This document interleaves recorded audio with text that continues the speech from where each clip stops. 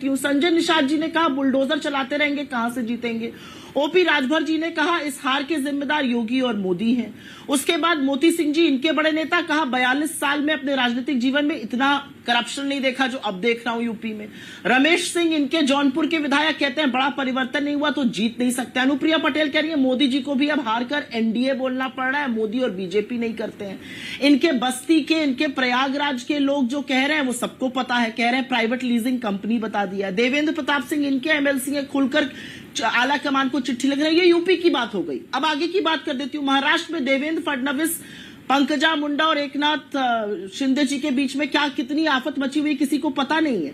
देवघर झारखंड में समीक्षा बैठक में वो लातम घुसा हुआ कि बैठक खत्म करनी पड़ गई। अगरतला में अपने ही पंचायत ऑफिस में इनको ताला लगाना पड़ गया, इतनी हाथापाई हो गई वहां पर। राजस्थान में किरोड़ी लाल मीणा जी इस्तीफा दे रहे हैं, राजेंद्र राठौड़ जी अपनी सरकार से सवाल पूछ रहे हैं।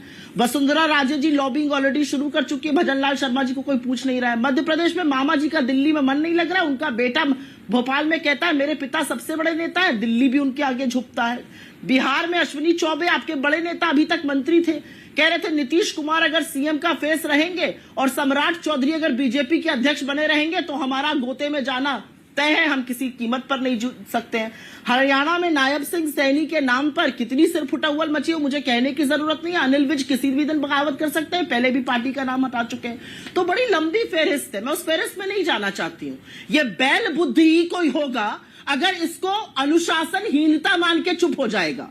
और क्योंकि आपने इसका जिक्र कर दिया था तो जस को तस देना पड़ेगा, ये बैल बुद्धि है। मैंने अपने शुरुआती वक्तव्य में मोदी जी कहा, प्रधानमंत्री कहा, योगी जी कहा, उत्तर प्रदेश का मुख्यमंत्री कहा, मैंने तो किसी का नाम नहीं लिया। लेकिन अपने शुरुआती वक्तव्य के बाद अगर सामने वाला धृष्टता करेगा तो मैं चुप नहीं बैठूंगी। मेरे अंदर भी यूपी का खून है और वो खून खोलता है अगर आपकी बदतमीजी। अरुण राजभर जी, और आपको दो बातें जरूर सुनाऊंगी जिससे आप सीखिए।